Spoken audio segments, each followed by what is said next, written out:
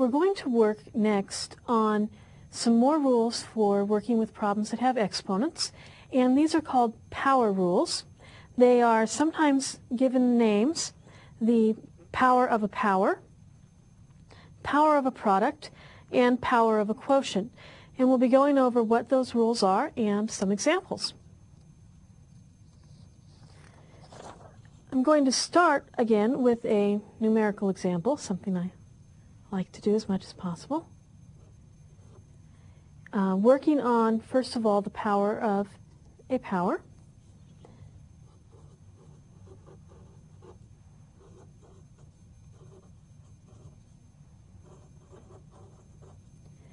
Let's take something like 3 squared and raise it to the 4th power and see if we can write that in a little more simple form.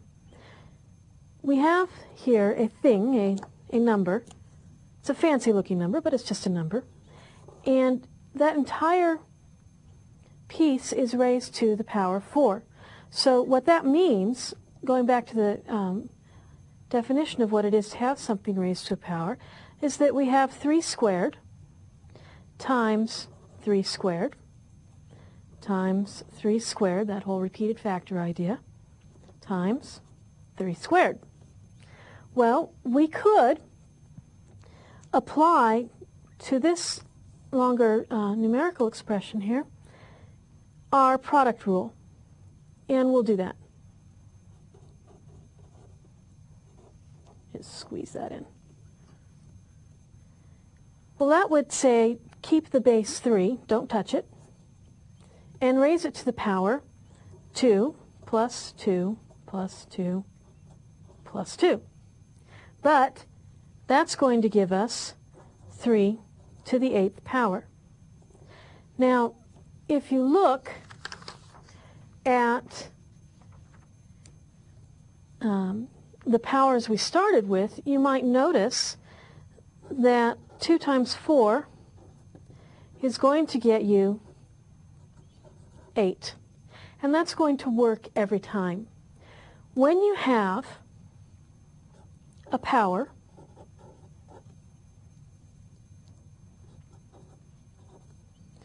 like that 3 squared, and it's raised to another power, hence the name power to a power, so a to the m, and the whole thing is raised to the nth power, we can simplify that by writing it as a raised to the power m times n.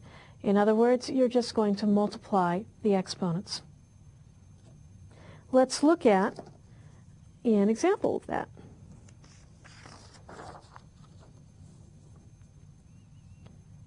One involving a variable instead of simply numbers.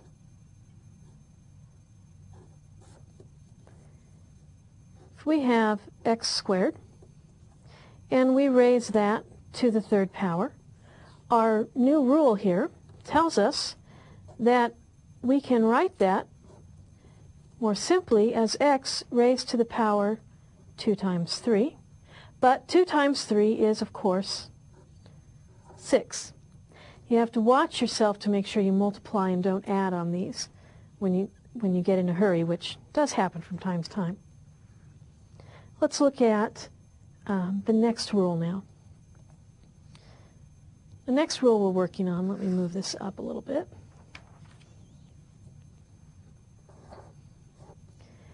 is the power of a product.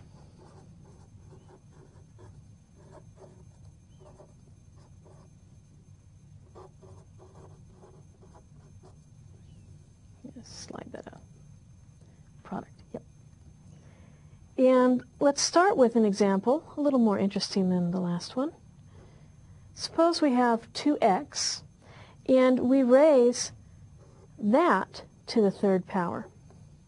Well, again, going back to the idea of repeated factors, what we really have here is 2x times 2x times 2x. But if we group together the numbers, and we group together the x's, that's pretty quickly starting to look like 2 cubed times x cubed. Now we could simplify the 2 cubed more, but for the sake of the point I'm about to make, I want to leave it like this. You would notice that it kind of looks like we just sort of stuck this power on each little factor, each little piece inside. And that is what our rule tells us to do when we write it out. Our power of a product rule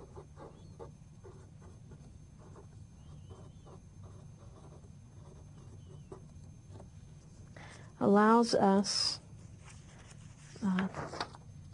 we write it in a general form, to take any product, a times b, and if that product is raised to the power m, we can rewrite that as a raised to the power m, just like it worked out up here, times b, also raised to the power.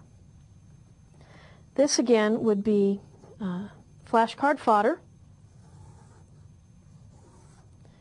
a rule you want to commit to memory through practice or memorization. You will get a chance to practice it. A memory device that has been useful for some people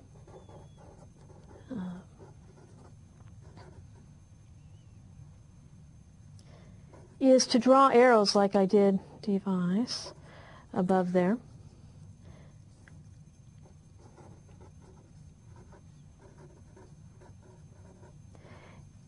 To attach, and you can think attach, if you'd like to, the power to each factor.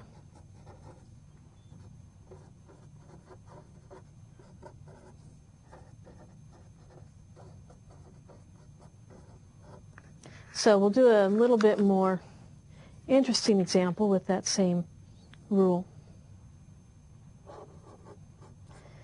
Suppose you have something like 3 times x times y, and that entire thing is raised to the 4th power. Well, you can just use that memory device, recognizing that everything in here is going to end up being raised to the 4th power, and draw yourself some arrows. And it also helps so that you don't skip any of the factors inside the parentheses. And write 3 to the 4th power times x to the 4th times y to the 4th. And 3 to the 4th is going to simplify a little bit more. It's going to become 81, and we have x to the 4th, y to the 4th. Now, our third power rule is going to be similar to the one we just finished. We're going to work with the power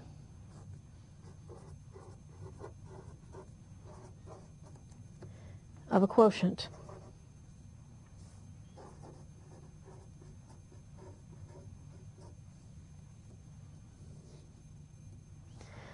Here, in parentheses, we have a quotient, a over b, a fraction, if you will, and it is raised to some power m.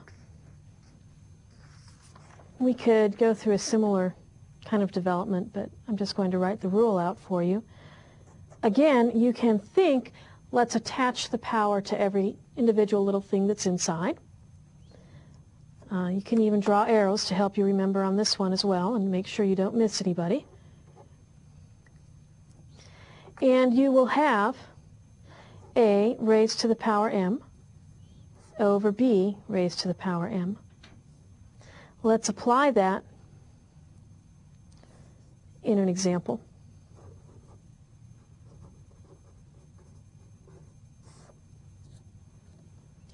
Suppose you have x over 2, and that is raised to the 3rd power.